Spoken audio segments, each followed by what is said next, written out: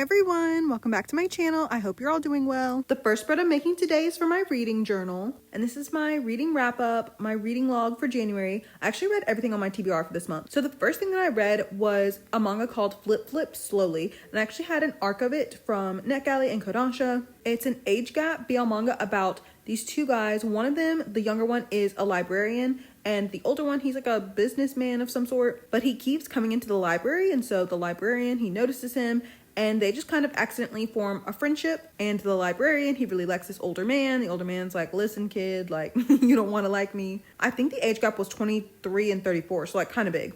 I wouldn't say that it was boring because I feel like that's mean, but it was just more so like nothing happened, but also not in like a fun slice of life way either. Like it was kind of just like nothing happened. And I was saying that I think that it would have been more interesting if it had been told from the male lead's perspective, because he like seemed like he had more trauma to overcome. I did like the bonus story though at the end, because the main character was coming out to his father and it was like very heartwarming. It was also set during the summertime, so now was really not the time of year to be reading it. The next thing I read after that was Not, which I talked about in another video. I read both of those on New Year's Day. After that, I read a manga series that has 2 volumes, and it doesn't have a specific English translation for the title, but if you translate it from Japanese or Korean or Chinese, it's all around the same thing. It's called Our Distorted Image. I think the French title was something interesting though too. I think it was like The Form of Feelings or something like that, which is also kind of pretty. Also, I read both of these volumes after I finished watching Jujutsu Kaisen season 2. I don't know why I would read when I was in that headspace, but basically it was kind of like a found family story, which is interesting. Like that's definitely something that comes up in BL manga, specifically like when one person has a child, but this was even further than that. The main character was a piano teacher, and he taught piano to this little girl. And this little girl was honestly so attached to the main character's mother. And then the little girl, her father, the male lead, he had an insane backstory, including how he even has a child. Like the whole entire thing was kind of crazy. And it was kind of about them overcoming like the trauma of loss. So the main character had like a really traumatic breakup, and the male lead had 2 people he loved dearly both pass away, and dealing with that while attempting to, you know, be like a good, responsible adult, a responsible parent for a child. Yeah, the main character and the male lead and the main character's mom and the male lead's daughter, they were just like all a little family. There was like, I think a 15-year time skip at the end. That was kind of cute. Also, like, how often does that happen? 15-year time skips? I really enjoyed the concept of it more than like the actual story itself, if that makes sense. Like, I love that they were a little family like that. Like, how random. Like, your piano teacher starts dating your dad, and also you just like kind of hang out with your piano teacher's mom, who's like a grandma to you. I guess that's kind of fun though. You gain a second father and a grandma. After that, I read Long Period Volume 2, which I talked about in another video. And then after that, I read Lovers on the Last Train, which I also talked about in another video. My last video, the video before this actually, is when I talked about both of those. And then after that, I reread Touched by Twilight Volume 1. I mentioned as part of my 2026 reading goals that I really want to start rereading things that have been officially licensed, officially translated into English, and Touched by Twilight was one of those things. I literally just read it. I don't even remember what month that was, but I had just read it, and I didn't even know that it was getting an official English release, or else I probably would not have read it when I did. I made such a cute spread about it too last year, and I didn't record it, and I kind of regret that because it turned out really nicely. I don't really remember my reading experience of like the Scan Team version, but I thought that the official version was well done. I understood everything. Nothing seemed confusing. I don't really remember having any kind of confusion though when reading the Scan Team version, but I really like the story. I'm excited for Volume 2 to come out. I'll probably have to reread Volume 1 again then, but I just really like the story. I like that the world, I think I was saying last time that it's set in like ancient Japan, but it kind of reminds me of like Danmei. Just in terms of like, it's sort of a fantasy world, not even sort of, it is a fantasy world where people have some powers, some healing powers, you know, swordsmanship skills. I don't know why I couldn't say swordsmanship. It's probably because that's a word I don't ever say. But, you know, stronger than the average person. And then also they're both like, I don't know, 50 years old, maybe more than that. But they look very young still. Like they look like they're still in their 20s. After that, I read season 1 of Worth the Wait, which is a BL manhwa. I'm not going to say too much about it right now because I'm actually going to talk about the whole series later in this video. And also, I forgot to write this title down. Like whenever I was doing the writing portion of the spread, I forgot to write it down. So I actually need to go back and add that. I don't know when I'm going to do that though. And then the last thing I read in January was Hunger by Roxane Gay. Roxane Gay is a very famous feminist writer. And Hunger was just a memoir about her body and her struggles with her body. I actually listened to the audiobook of it, and she narrates the audiobook. So I thought that was really powerful for it to be her words in her own voice. It's definitely heartbreaking, and there are for sure some things that could be triggering. but I'm glad I listened to it. I also kind of want to read Bad Feminist now. But yeah, that is everything that I read in the month of January. I really like how this spread turned out too. I think it's so cute. I love this color palette. And I'm just really happy that my reading year got off to such a good start. The next spread I'm making is for my movie journal. I actually finished 2 movies on the same day. The first one was Road to El Dorado, the animated movie. It was okay. I give it 3 stars. I'm going to show you the spread that I made for it later in the video, of course. And then I finished this one, Love, Rosie. Y'all, I need to stop rewatching stuff. Oh, also, whenever I was setting up my movie journal, I was like, oh yeah, I want to have a list of movies that I can pick from. And I don't think I finished my thoughts. The reason why I didn't include the list in my like tracker spread is because I don't have one made yet. And that's very clear to me by the fact that I rewatched Love, Rosie. Yes, I have seen Love, Rosie before. There's nothing wrong with rewatching movies, especially because it had been a long time since I've seen Love, Rosie, probably like 8 years, I would say like 8 years. So it was definitely fun to rewatch it, but it's not even like I'd forgotten the plot of it. Maybe this isn't even the first time I've rewatched it. Maybe this is like the 3rd or 4th time I've seen it. I wouldn't know. I have no idea. But just in case you haven't seen Love, Rosie, first of all, please go watch it. I watched it because it was free on YouTube right now, actually. It's about this guy and girl who have been friends since they were literally children. And just as they're becoming adults, something crazy happens and it kind of derails all their plans for like a life together as best friends. And the story from there essentially becomes like a back and forth of right person, wrong time. It's just so good. Both of these characters have so much audacity.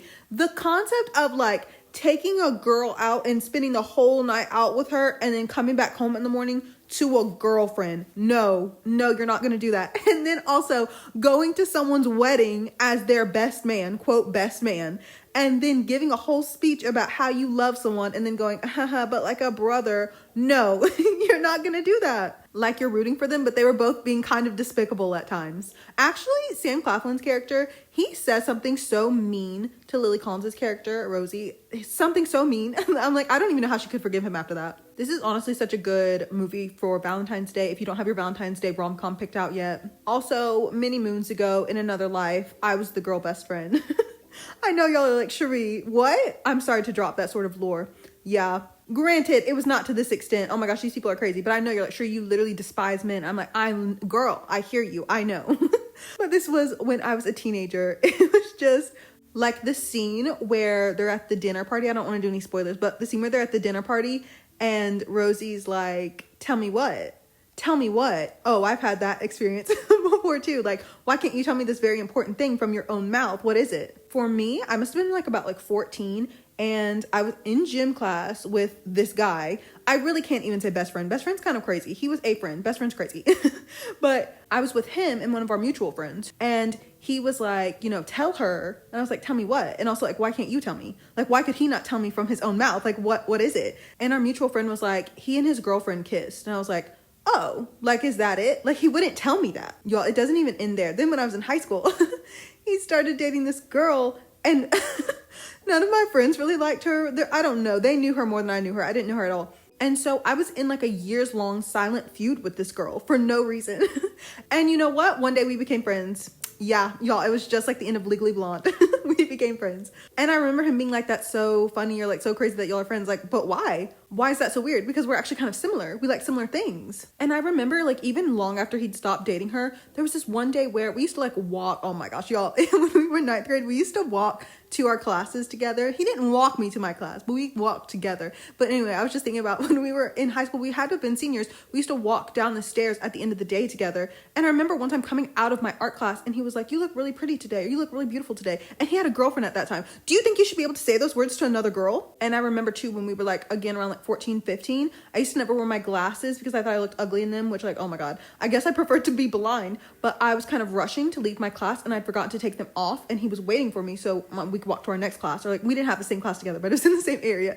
Anyway, and I remember being like, oh, I forgot to take my glasses off. And he was like, no, caught my hand. He was like, no, leave them on. Like, you look nice in them or something like that. Who does something like that to someone? I have so many more stories, but thankfully the spread, I'm almost done making it because I really should not talk about them anymore. Like, also probably the most important part of this whole story is I didn't like him like that. And like constantly getting the questions of, oh, do you like him? Do you like him? Are you dating him? Are y'all dating? Especially there were times where he was dating my friend at one point, even like that was awkward. I mean, of course I can understand why he might have been in love with me, but it was not the other way around. Though one time I did make him a birthday card and it was shaped like a Pokeball. It was so cool. Yeah, I'm sure that's really what did it.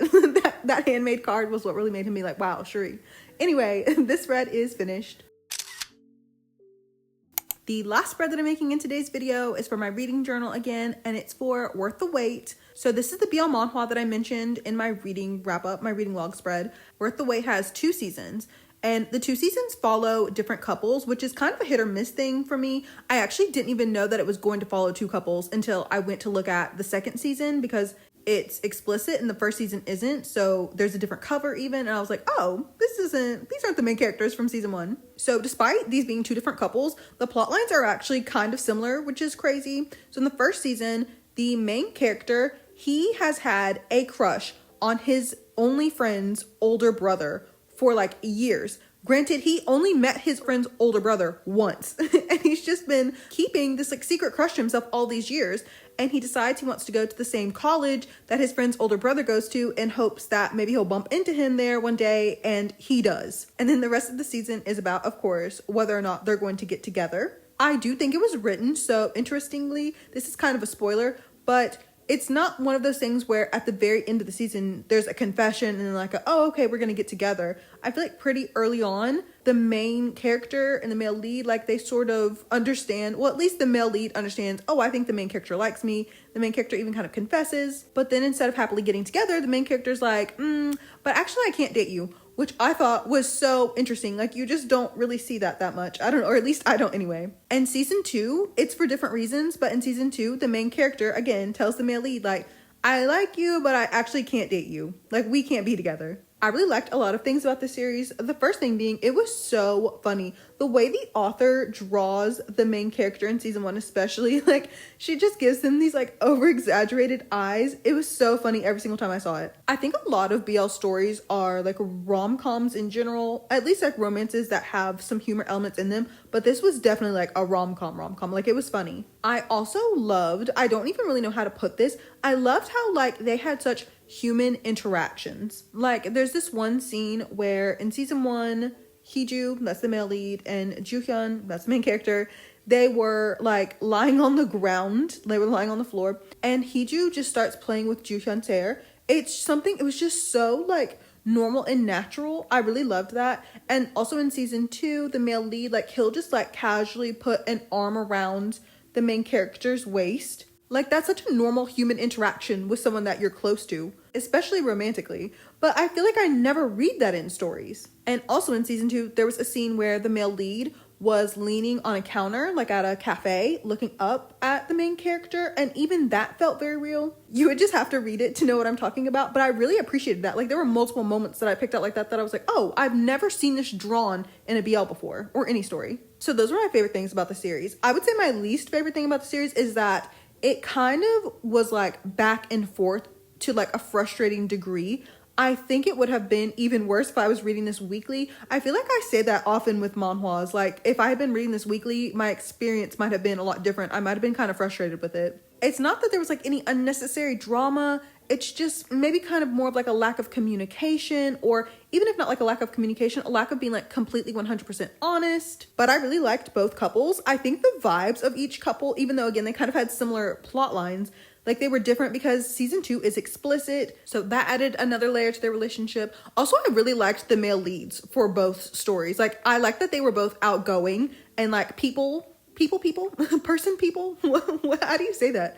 A people person. So what's the plural of that? They were just both extroverted people who had like a lot of friends, not like a very typical male lead who's like kind of like brooding and gloomy. Like no, they were very much so like happy, outgoing people. Oh, actually, speaking of season 2 being explicit, that just reminded me, that was the one thing I really did not like about the series at all, was the male lead was not enjoying their first time together. And I think the author was going for like realism, but I feel like it's important to note that you can revoke consent at any time.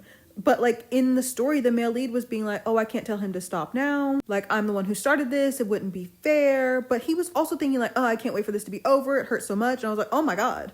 Again, I feel like the author was trying to be realistic. So I don't think it was like emphasizing the pain was problematic, but it was just the way the male lead was so unhappy about it. Felt very like, ugh, to me.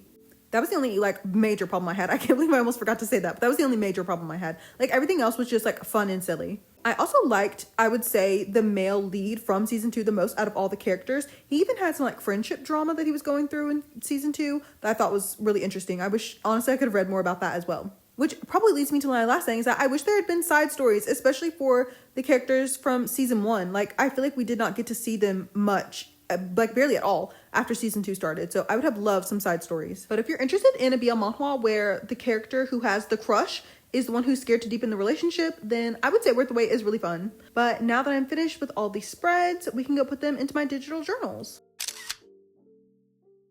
This is my first time being able to record a voiceover in literally 2 weeks. Oh my god, I feel like so many things have happened. That's also probably why I was talking so much today. This video is way longer than I wanted it to be, but that's okay. I will just fight my iPad per usual, my lack of storage space. It's okay. I'm actually in such a rush to record this though, because usually I record my spreads, not my spreads, my videos, like a week before you see them. But I'm hoping this video, like I'm recording it on the 8th. I'm hoping you're seeing it on the 9th. So very quickly, did not intend for this to happen. This is not usually how I make my videos. But also like I'm in a rush because my mom is suddenly coming home earlier than she's supposed to be. Oh my gosh, it's so hard being Hannah Montana. It's so hard having a YouTube channel and no one knowing. I wanted to go through like a bulleted list of all the random things that have happened to me, but I guess I'll have to save that for next video, because January was genuinely just so bad. But I hope that February has been going better for all of you. It has for me, definitely. I'm so happy to be out of January, the literal longest month of the year, every single year. Thank you so much for watching today's video. Everything I used in today's spreads will be my Pinterest board. The link to that is in the description box, along with the links to all of my other social media accounts, as well as the links to all of the Google Drive folders for all of my journal deco kits. If you have any questions, please let me know. I'll do my best to answer them. This is probably the last video I'll post before Valentine's Day, right? So happy Valentine's Day in advance. I'm sending lots of love your way. And seriously, thank you so much for hanging out with me again today. I literally see my mom pulling up. Oh my gosh. Ah! I will talk to you all in the next one. Bye, everyone.